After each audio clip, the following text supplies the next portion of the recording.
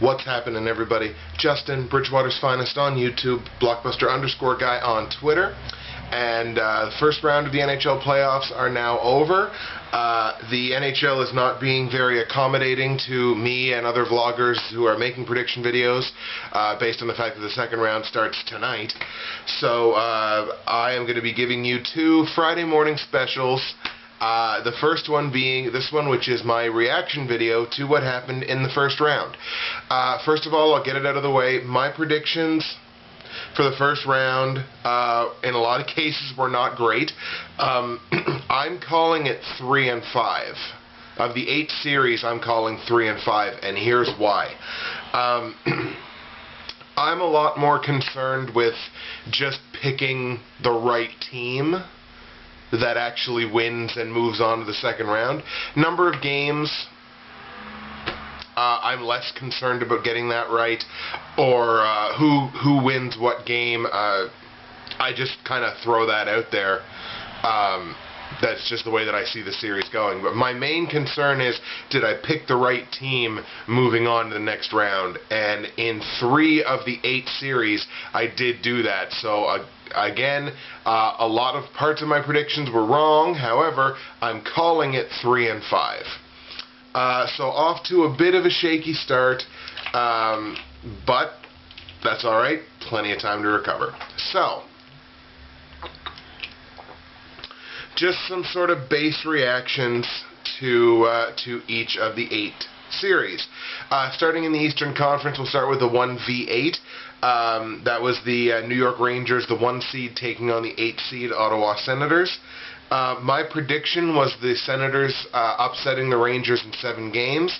It ended up being the other way around. The Rangers beat Ottawa in 7 games. So the series did go 7 games, just Game 7 didn't quite go Ottawa's favor. This was a very tight series. I think all the games but one ended up being 1-goal games, I think, if I remember correctly. Ottawa played phenomenally. Ottawa played like they had nothing to lose, which was probably true based on the fact that virtually no one preseason had them making the playoffs. Matter of fact, TSN had them dead last in the Eastern Conference. But they fight in, they get the 8th seed, and go up against the Rangers, who were dominant all season, and, you know, take them to 7 games. So Ottawa has absolutely nothing to hang their heads about. There is no shame in taking the top team in your conference to a 7th and deciding game that then only ends 2-1 for them. Big question coming out of this series: what's going to be the future of Daniel Alfredsson? I tend to believe he's probably going to give it another kick at the can. I mean, he's still got Spezza there, and he's got Milan Michalek. He's got Erik Karlsson, probably going to win the Norris Trophy this year. They have a goaltender that they're relatively comfortable with in Craig Anderson. I think Alfie will wait and see what Ottawa does in the draft, and depending on their first round pick, probably, that may very well affect his decision. I hope he comes back. I really like Daniel Alfredsson. So I hope he comes back for another season. Ottawa, again, has absolutely nothing to hang their heads about, but the Rangers move on in 7 games. I think the difference in that series probably ended up being Lundqvist, I guess. He played very, very well, but Craig Anderson played very well as well. So, very tight series again. Nothing to hang their heads about. Moving on, Eastern Conference 2v7. This was the number 2 ranked Boston Bruins taking on the number 7 ranked Washington Capitals, where the Washington Capitals upset Boston in 7 games, 4 games to 3, to move on. My prediction was Boston winning that series in 5 games. So far we're not off to a good start in the Eastern Conference. But you know what? Honestly, I cannot say that I am in the least disappointed about this. I've made no bones about my dislike for the Boston Bruins. For players on their team, and just the whole Tim Thomas fiasco with not going to the White House and saying, oh, I exercised my right as a free citizen, when really it wasn't a political issue at all. It was an issue of going somewhere with your team to celebrate the fact that you won the Stanley Cup. When he declined to do that, I was just like, you know what? Fuck that guy, basically. And, you know, I said in the previous video, I think that Boston's full of, is a team full of cheap shot artists, but, you know, there you go. And, haha, they got what they deserved. Washington's goaltending, Holtby, what a series for this kid, because you figure when Washington's other goaltenders go down and you think, oh god, they have Holtby, and Holtby's not a bad goaltender by any means, but zero playoff experience going up against the defending Cup champs. You think this is going to be a slaughter, which is part of why I said Boston in 5 games. But you know what? Let me eat a little crow on that one, because Holtby played a phenomenal series. He stood on his head and he proved a lot of doubters wrong. Doubters like me that thought, okay, his kid's a good goaltender, but he's got no experience. He's going to go in there and he's going to get slaughtered. But he definitely did not. This, of course, sets up the 1v7 matchup of New York Rangers and the Washington Capitals, and this was, I believe, the 3rd time in 4 years that the Capitals and the Rangers will face off against each other. So these are 2 teams that know each other very, very well, and that's a playoff series that I'm really looking forward to, and it was actually a hard one for me to predict. But that's going to come up in the prediction video. Eastern Conference 3 versus 6. This was the number 3 Florida Panthers taking on the number 6 New Jersey Devils. And in another, at least rankings upset, the number 6 ranked New Jersey Devils took out Florida in Game 7 last night in overtime, 4-3. My prediction was that Jersey would win that series 4-2. So I'm calling that a win. So I'm 1-2. At this point. And the series went about the way that I figured it was going to go. The teams went shot for shot, pretty much. They traded shutouts. There was a 3-0 shutout on one side and then a 4-0 shutout on the other side. In the end, I believe it was New Jersey's experience and composure that ended up winning the day. But in this series, I was extremely impressed with Florida.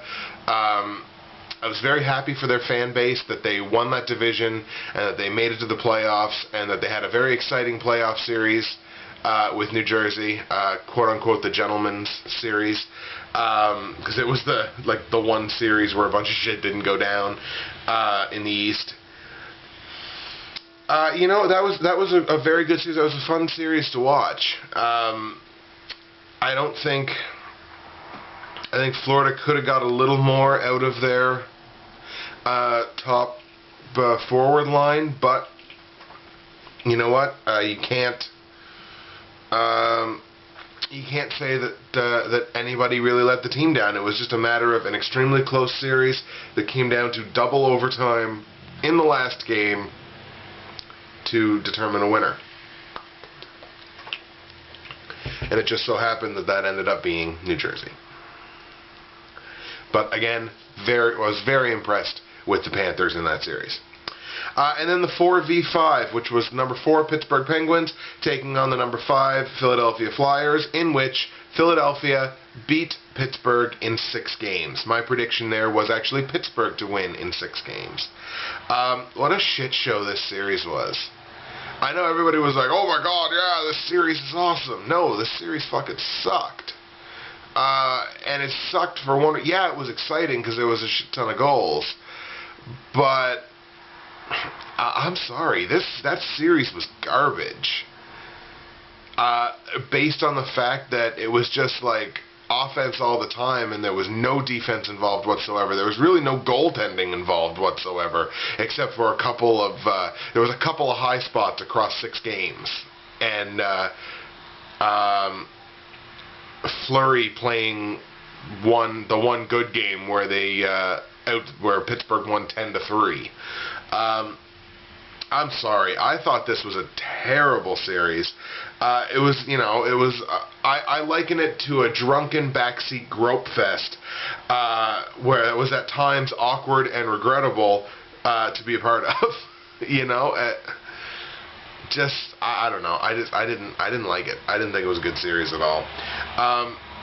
As a matter of fact, I had added it up. I think at the end of Game 5, that my career street hockey save percentage was higher than the save percentage in this series, and that's really saying something, because I was the fat kid goaltender.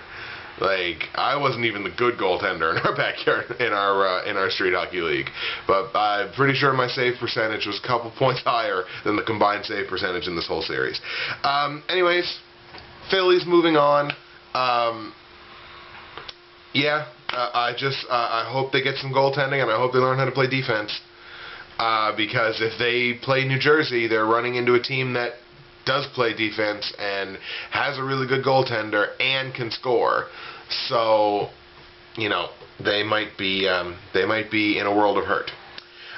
Western Conference, the 1v8 matchup. Number 1, Vancouver versus number 8, Los Angeles. This is a series that Los Angeles ended up winning in 5 games. My prediction was Vancouver winning in 7 games. Wow. Let the Canucks firestorm rage on into the summer, I guess. The popular thing, I think, is if Vancouver loses, well, the first thing you blame is the goaltending, because you're paying Roberto Luongo $6.5 million, and da-da-da-da-da. You can't adequately blame the goaltending for Vancouver losing this series. Do you blame Daniel Sedin's concussion? No. Do you blame lack of production from the top lines and not being able to find line chemistry in the playoffs? No. You blame one sole reason, and that is Jonathan Quick. Jonathan Quick is the reason why Los Angeles won this series in 5 games, because it's not like Vancouver had nothing going on. They did at quite a few times in these games, and Jonathan Quick shut them down. Jonathan Quick is a bona fide super stud in this league, and he is the main reason why Los Angeles is moving on to the second round. No disrespect to Los Angeles whatsoever. Because they played a very good series. They played a smart series. However, they know who pays the bills and who butters the bread, and that's Jonathan Quick. For sure. Western Conference 2v7. This was the number 2 St. Louis Blues taking on the number 7 San Jose Sharks.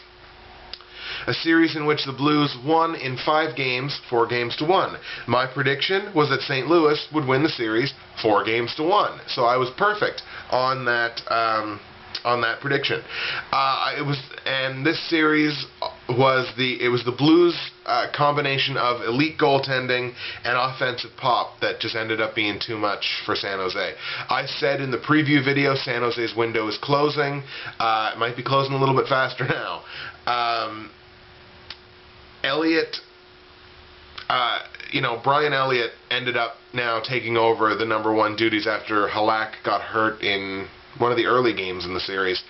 However far St. Louis is going to go, Brian Elliott's going to have to lead the way.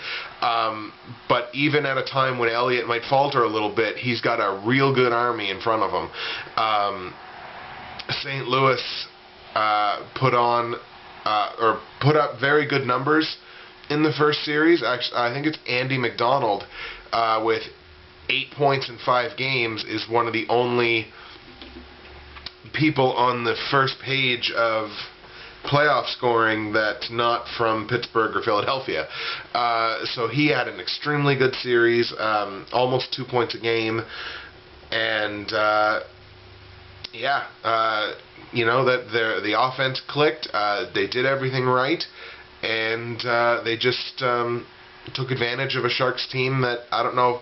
I don't want to say the Sharks weren't ready for them, because I think they were, but yeah, they did everything right, and they're moving on to the second round, and they will have home ice advantage throughout the rest of the Western Conference bracket, based on the fact that Vancouver lost out.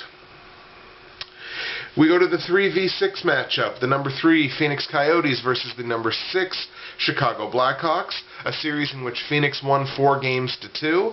I had predicted that Phoenix was going to win the series 4-2, so that's another perfect one. And it's so good to see this franchise win a playoff series. Obviously, everybody knows about Phoenix's ownership situation and the potential for Phoenix to move to a different market. If you remember, I did a video about a year ago now, where I said that, you know, Phoenix wasn't a hockey market and didn't deserve to have the team, and that the team should be in Canada, and all this good stuff. That video's not on this channel, by the way. That was something different that I had done with Donkey Punch Central. But it's really good to see this franchise win a playoff series and sort of prove those kind of doubters like me wrong, that in fact Phoenix can be a hockey market when they're winning. Chicago's goaltending, I'm worried about it. I like Corey Crawford a lot, but he was not good enough in this series at all, especially when you look across the rink 200 feet away and you see Mike Smith doing the impossible. You know what I mean? Like, you look across and you see Mike Smith doing what he does, and then you look at what Corey Crawford did in this series, and just, you know, it just does not match up. And I think that, again, is the major reason why Phoenix is moving on. It was Chicago's shaky goaltending coupled with Phoenix's great goaltending that's propelling them into the second round. In the last series, the 4v5 in the West, it was number 4 Nashville versus number 5 Detroit. Nashville won this series 4-1. I had predicted that Detroit was going to win this series in 7 games. You know what? Nashville thoroughly outplayed Detroit in almost every aspect of the game. Their goaltending was better. Their forward lines were better. Their defense was better. Detroit was fortunate enough to win their one game, but again, virtually every aspect of the game, Nashville dominated. They got solid play all across the board, from the front end, from the back end, from the goaltending. I still say that, and I caught a lot of flack for saying that there was no goaltending edge in this series. Did Pekka Rinne play better in this series? Absolutely. No question about it. But if you look at the numbers from the regular season as well as over the last couple of seasons, I still don't see much of a goaltending edge between Pekka Rinne and Jimmy Howard. If there is one, it's slight, because Jimmy Howard played very well this season. But anyways, that's irrelevant now, because Nashville is moving on to the second round. Well, that's it. That's just sort of brief reactions that I had to the first round. Again, my predictions didn't go great, but I've got my second round predictions all lined up, coming up in the next video here for you. Hopefully, those predictions go a little bit better than the first ones did. If not, so it goes. Yeah, so check out my prediction video, which I'm going to be uploading directly after this one. Justin, Bridgewater's Finest on YouTube, Blockbuster_guy on Twitter. Check out the prediction video coming at you next.